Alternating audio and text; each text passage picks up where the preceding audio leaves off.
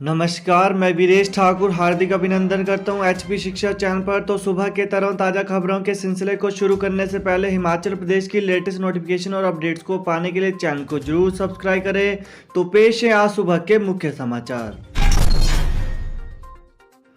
पर्यटन वीकेंड पर पहाड़ों की रानी शिमला सैलानियों से पैक, 20 अक्टूबर तक ट्रेनें बुक। दशहरा की छुट्टियों में वीकेंड पर हिमाचल प्रदेश की राजधानी शिमला सैलानियों से पैक हो गई। शनिवार शाम रिज मैदान और माल रोड पर भारी संख्या में सैलानी पहुंचे। शुक्रवार शाम ही बड़ी संख्या में सैलानी शिमला आ गए। शनिवार को भी सैलानियों की आमद जारी रही। शनिवार दोपहर बाद शहर के सड़कों रोड पर वाहनों की लंबी कतारें लग गई। दोपहर 2 बजे ही लिफ्ट कार पार्किंग पैक होने के बाद टूरिस्टों ने गाड़ियां सड़क किनारे खड़ी करना शुरू कर दी, जिससे वाहनों की आवाजाही प्रभावित हुई। सैलानियों की आमद बढ़ने के बाद शिमला के साथ लगते पर्यटन स्थल कुफरी, नारकंडा, मशोबरा और नालदेहरा भी सैलानियों से गुलजार हो गए। एनआईटी का शोध, ग्लेशियर पिघलने से बनने वाली झीलें 40 साल में हो गई दोगुना। हिमालय में ग्लोबल वार्मिंग से ग्लेशियरों के पिघलने से बनने वाली झीलों की संख्या लगातार बढ़ रही है। पिछले 40 साल में उच्च हिमालय और पीर पंजाल की रेंज में ऐसी झीलों की संख्या दोगुना हो गई। पहले से मौजूद झीलों का आकार भी 2 से 3 गुना बढ़ा है। वहीं झीलों के आकार और संख्या बढ़ने से इस क्षेत्र में अत्यधिक बारिश, ग्लेशियर टूटने अथवा भूस्खलन से झीलों के फटने से बाढ़ का खतरा भी बढ़ा है। ऊना गोविंद सागर झील में डूबा, युवक 6 को सुरक्षित बचाया।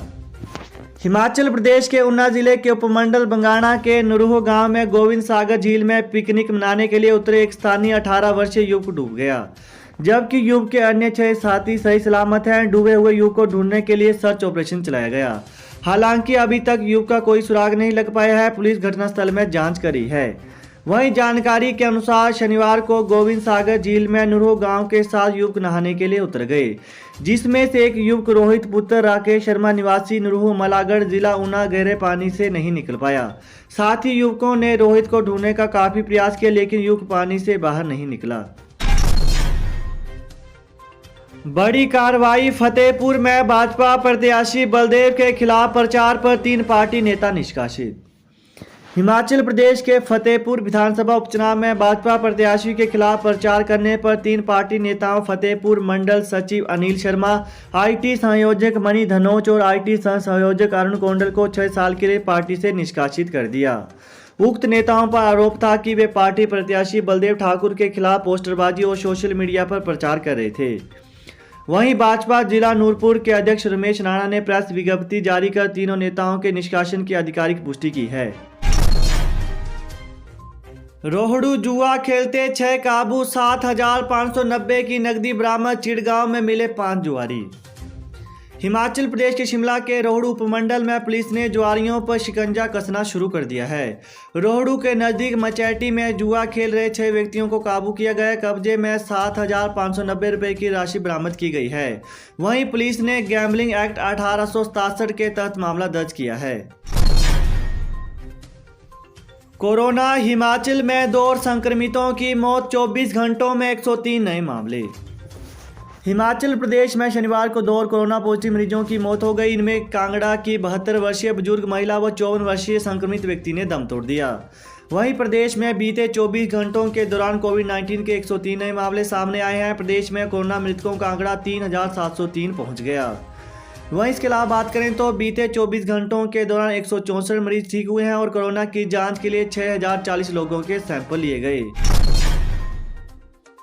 एचपीयू शिमला वाइस चांसलर, निदेशक और डीन के बच्चों को पीएचडी में दे दिया सीधे प्रवेश।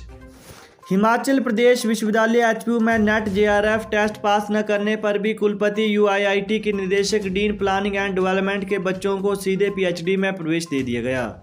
इन अभ्यर्थियों ने पीएचडी प्रवेश परीक्षा भी पास नहीं की है। एचपीयू ने अपने लाडलों को पीएचडी में प्रवेश दिलाने के लिए नया फॉर्मूला निकाला है। सीधे प्रवेश के प्रस्ताव को 21 अगस्त को हुई कार्यकारी परिषद ईसी की बैठक में मंजूरी दिलाई गई है। वहीं पीएचडी में प्रवेश के लिए निकाले गए विज्ञापन में इस कैटेगरी का कोई जिक्र नहीं है। इससे कई कर्मचारियों के बच्चे इससे वंचित रह गए। वहीं इस सत्र से पीएचडी में सीधे प्रवेश की प्रक्रिया लागू कर दी गई है। एचपीयू शिमला खाली सीटों के लिए मांगे आवेदन। बीडीएस और बीएचएम परीक्षा का शेड्यूल जारी।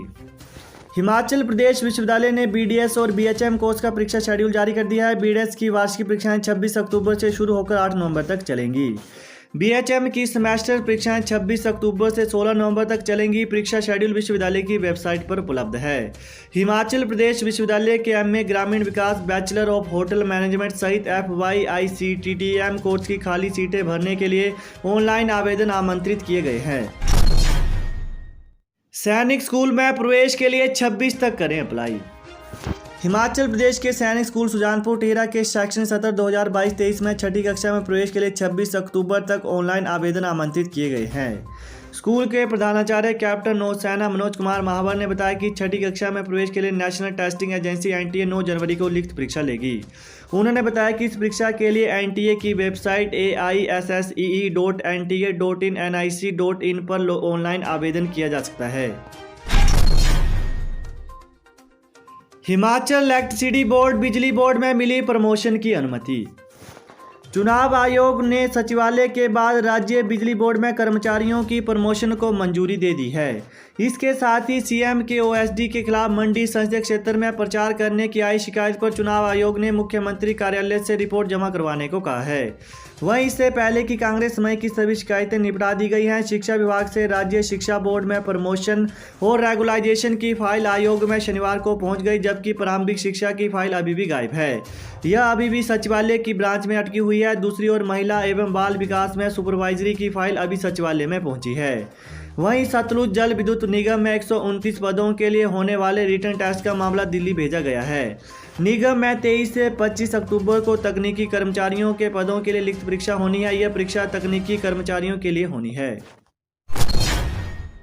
हिमाचल को इथेनॉल के 3 प्लांट मंजूर, 600 करोड़ का होगा निवेश। केंद्र सरकार की तरफ से हिमाचल प्रदेश के लिए इथेनॉल के 3 प्लांट मंजूर किए गए हैं। इससे प्रदेश में 600 करोड़ रुपए का निवेश होगा। इसके लिए केंद्र सरकार की तरफ से हिमाचल प्रदेश की 3 कंपनियों को शॉर्ट लिस्ट किया गया है। वहीं इस प्लांट को लगाए जाने के लिए केंद्र सरकार की तरफ से नई गाइडलाइन जारी की गई हैं। इसके तहत कंपनी को 5% का शेयर ही लगाना होगा, जबकि शेष 95% की फंडिंग बैंक से लिए जाने वाली ऋण से होगी। इससे प्रदेश में 650 युवाओं को सीधे तौर पर रोजगार के अवसर उपलब्ध होंगे। इसके अलावा बात करें तो केंद्र सरकार की ओर से देश के 4 राज्यों के लिए इस तरह के प्लांट मंजूर किए गए हैं, जिनमें से हिमाचल भी शामिल है। हिमाचल प्रदेश से 2 प्लांट कांगड़ा, जबकि 1 प्लांट सोलन जिले में स्थापित किया जाएगा।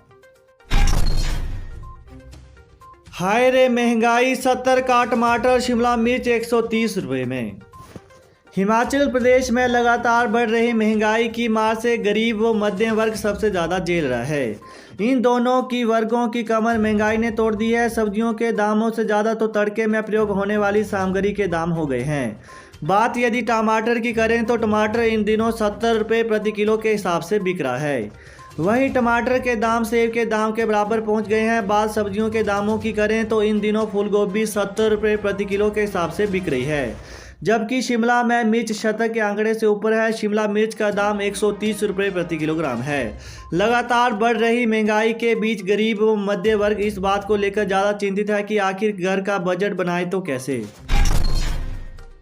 सड़कों से कल गायब होगी HRTC, मांगे न मानने पर कर्मचारियों ने काम छोड़ हड़ताल का किया ऐलान। हिमाचल प्रदेश सरकार की ओर से परिवहन निगम कर्मचारियों की मांगे न मानने और राज्य स्तरीय परिवहन कर्मचारी संयुक्त समन्वय समिति को जल्द बैठक के लिए नहीं बुलाए जाने पर 18 अक्टूबर से HRTC बसों के पहिए थम जाएंगे। लंबे समय से कर्मचारी JCC की बैठक बुलाने का आग्रह कर रहे हैं, लेकिन सरकार आनाकानी करती आ रही है। यह बात HRTC बस चालक यूनियन के प्रदेश अध्यक्ष मिलाप चंद ने कही। उन्होंने आरोप लगाया कि निगम कर्मियों के 34 माह के ओवरटाइम पर निगम प्रबंधक कुंडली मारकर बैठा हुआ है। प्रदेश के अन्य कर्मचारियों को DA 159% दिया जा रहा है, जबकि निगम कर्मचारियों को 144% दिया है।